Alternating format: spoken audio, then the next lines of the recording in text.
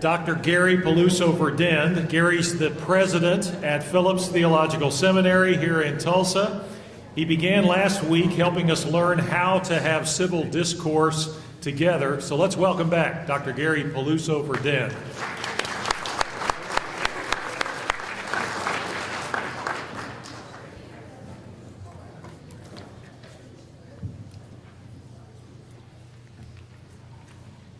Yeah, while Bill's getting those lights, there we go. I just have to remark, it's really too bad that we had 3 presentations that gave us absolutely no substance or anything to talk about.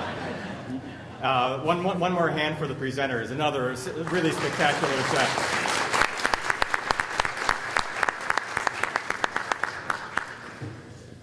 And that exchange of yarmulkes was worth the price of admission, at least. That was really quite very nice. Very nice. Great symbol of what we're trying to do here.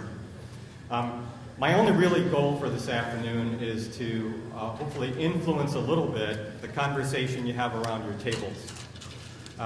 Not so much, I guess, teaching how to have civil discourse is maybe in these brief sessions we're doing each time is to help at least raise the question, what is civil discourse? Why is it desirable? And how can we have more of it?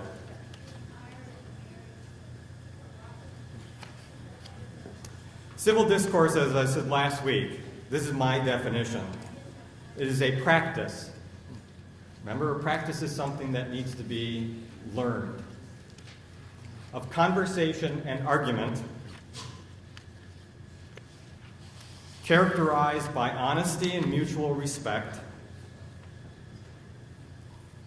among people who have relatively equal power, regarding matters about which participants deeply disagree. We don't need to talk about being civil with each other when you already are in complete agreement, even though it might be a good idea to do it even then. And kind of as an outcome, seeking understanding, shared good, or a common ground. Understanding is as close as I think we can really get in our short times here together, seeking some understanding of where each other around your table happens to be in regard to the issues being discussed.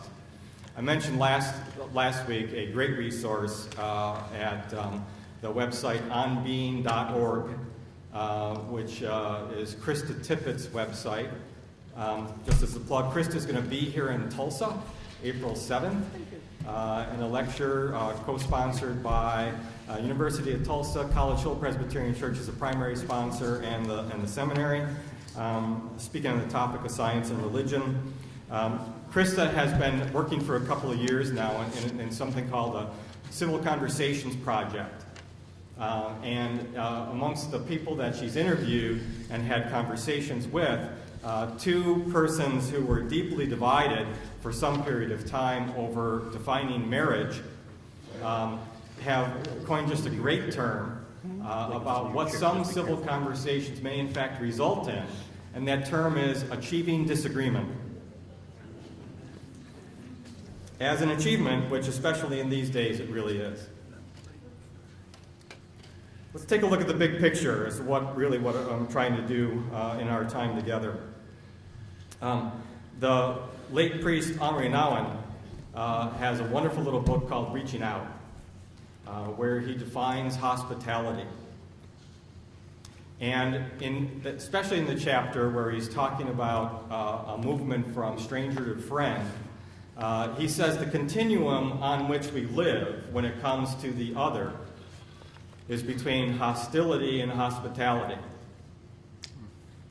That typically that which we don't know, we fear, and oftentimes keep at arm's reach as a way of protecting ourselves. Or we so fear it that we decide it needs to be eliminated, therefore the hostility part.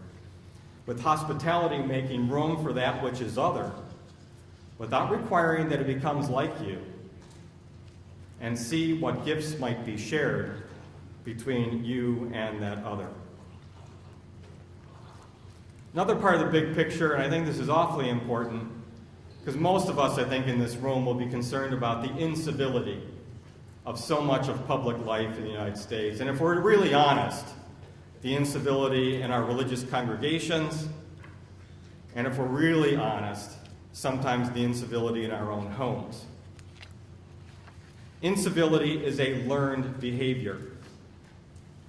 There are contributors and teachers and resources and websites and every other kind of influence that brings us to this point in time when most of us complain about what can't get done in public life, especially on the national level, sometimes less so on the local level, because of incivility. Incivility is a learned behavior. Civil discourse is also a learned behavior. And since I think most of you here, just let me actually check my assumption. How many of you here participate in any faith community?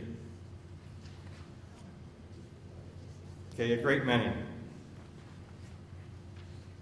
So my question is, are our faith communities actively teaching how to have civil discourse, the conversations and the arguments we need to have? A related question, how well are our faith communities equipped for moral discourse that can contribute to public issues?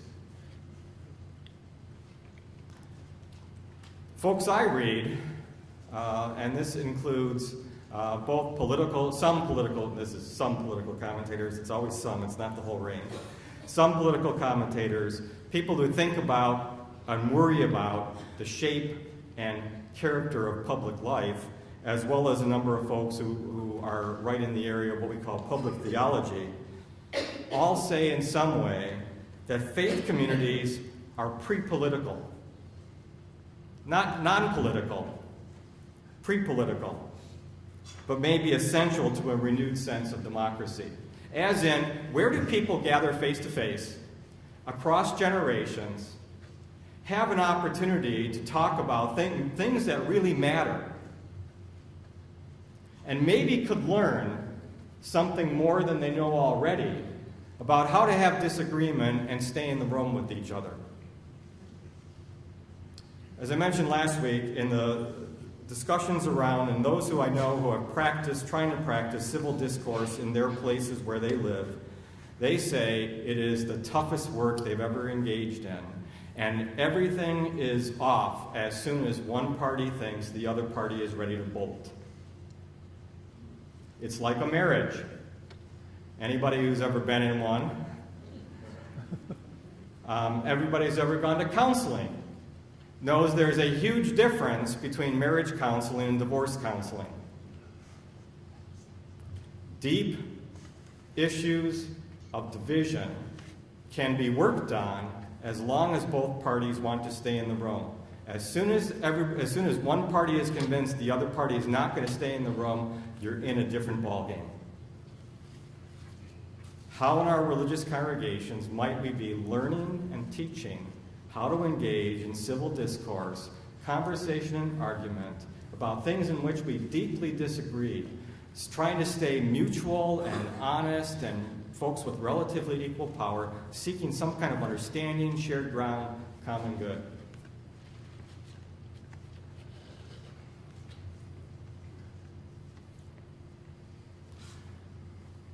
I want to talk about two things before I turn it over to you all for conversation. One is the power of naming and framing. There was a West Wing episode. A number of you watched the West Wing a number of years ago. It was a West Wing episode they did at the end of September, right after 9/11. So you know that episode was done rather quickly.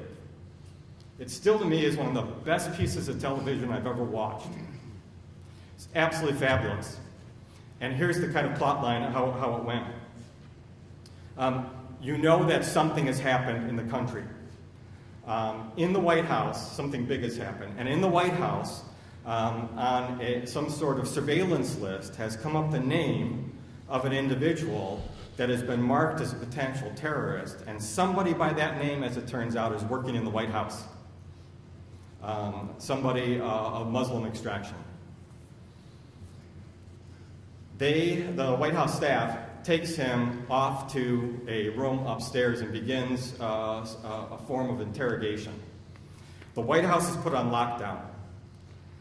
Caught in the lockdown is a group of high school students, honors students, who had all been selected for their great work they'd already done in civics.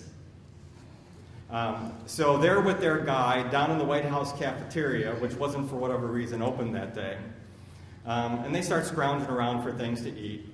And little by little, other White House staffers begin to come down into the cafeteria and linger. And all of a sudden, these kids are getting the civics lesson of their lives. As the White House staffers are debating all the kinds of things that, in fact, we have debated in this country in all of the intervening years. What of our civil liberties are we willing to give up in order to have security? How do we treat those who are, quote, different from ourselves? And then one of the staffers, Josh Lyman, the deputy chief of staff, tries to answer one of the kids' question, which I got to say, President Bush, I think you were wrong on. They don't hate us for our freedoms. But the question was, why did they hate us?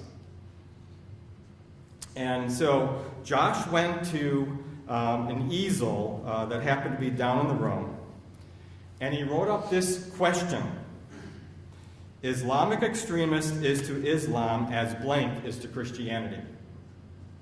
And he asked, these are honors kids, right? And of course, this is written by, this is scripted out, but here's how the script went.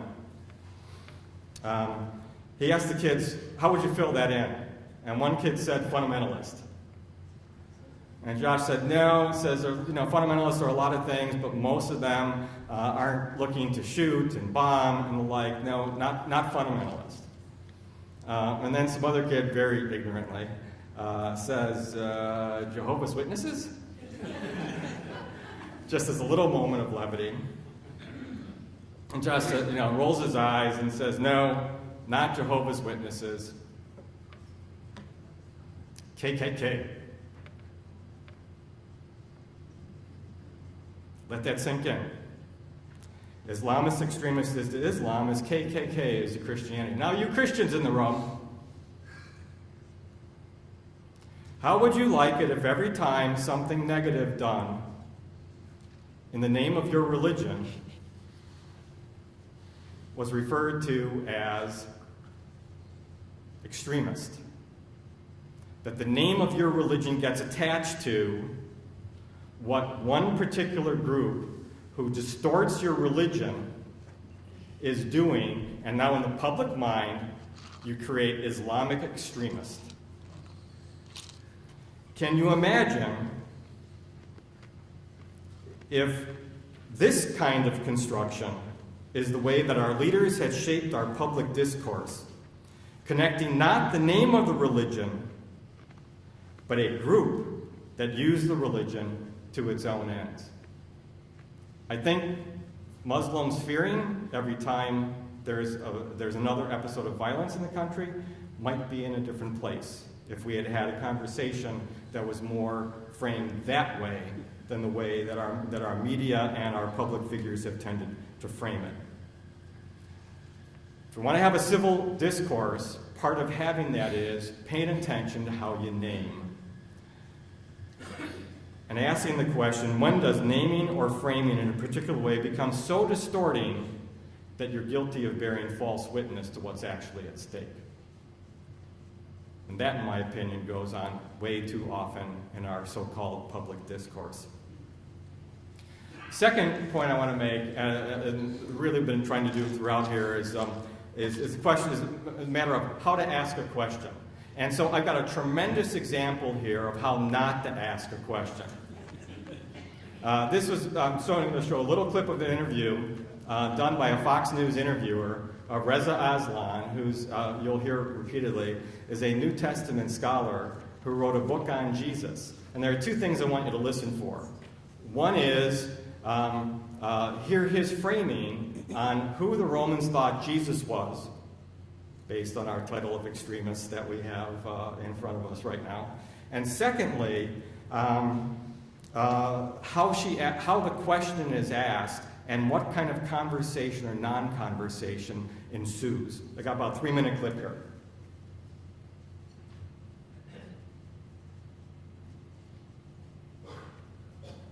And it was up just a moment ago. Live. So I start with one fundamental truth that everyone agrees on with Jesus, and that was that he was crucified. You have to understand that crucifixion in first century Palestine was a punishment that Rome reserved exclusively for crimes against the state, like sedition or rebellion, treason, or insurrection.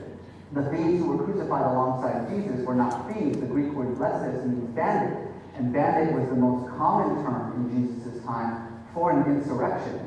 What I say is that if you know nothing else about Jesus except that he was crucified, you know enough to understand what a troublemaker this guy must have been. The movement that he started was such a threat to the political stability of the empire that they actually had him arrested, tortured, and killed for it. So I start with that fundamental fact, and then I take the claims of the gospel, as every single biblical scholar for 200 years has done, and look at them in light of the history of this world that we know. And what's interesting about Jesus' world is that we know a lot about it, thanks to the Romans, who were very good at documentation. And the picture that arises from this is of a real political revolutionary who took on the religious and political powers of his time on behalf of the poor and the meek, the dispossessed, the marginalized, who sacrificed himself in his cause for those who couldn't stand up for himself, okay, and whose death ultimately launched the greatest religion in the world. Yeah, I wanted to ask, actually there's another chat coming, and I want to get this on before we end this interview. Taylor Kane just says, so your book is written with clear bias, and you're trying to say it's academic. That's like having a Democrat write a book about why Reagan wasn't a good Republican. It just doesn't work. Well, what do you say to that? It would be like a Democrat with a PhD in Reagan who has been studying his life and history for 2 decades, writing a book about it. But then why would Democrats want to promote democracy by writing about a Republican? I see the point is that... May I just go ahead and sentence for a moment, please? I think that the fundamental problem here is that you're assuming that I have some sort of faith-based bias in this work that I write. I write about Judaism, I write about Hinduism, I write about Christianity, I write about Islam. My job as a scholar of religions with a PhD in the subject is to write about religions. And one of the religions that I have written about is the religion that is you're not just writing about a Jesus. religion from a point of view of an observer. I mean, the thing about it is that you're quoting yourself as a scholar, and I've interviewed scholars who have written books on the resurrection, on the real Jesus, and who are looking at the same information that you're saying, to say that your information is somehow different from theirs is really not being honest here.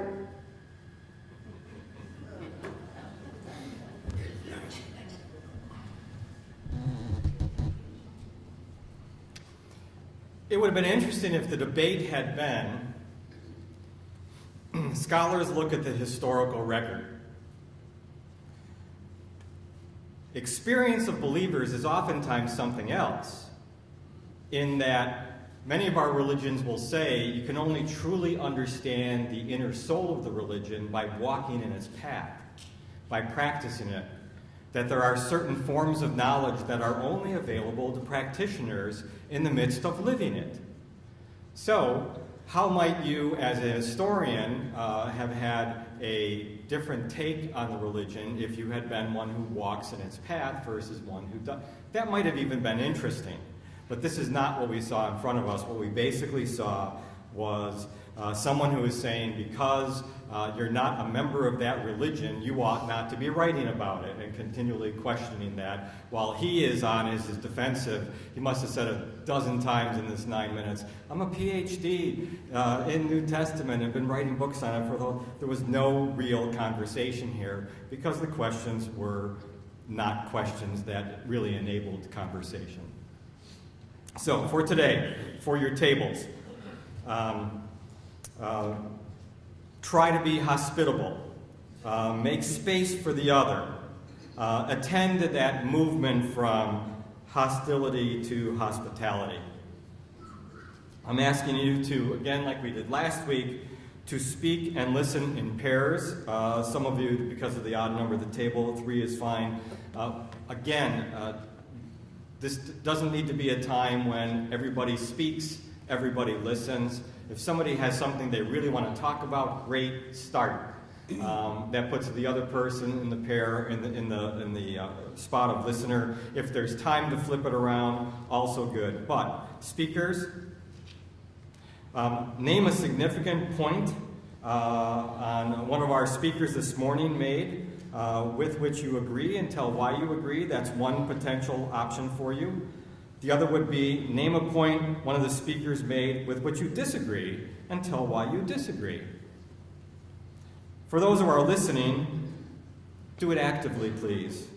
Repeat back what you heard and go back and forth until the person speaking says, yes, I think you got what it is that I'm saying.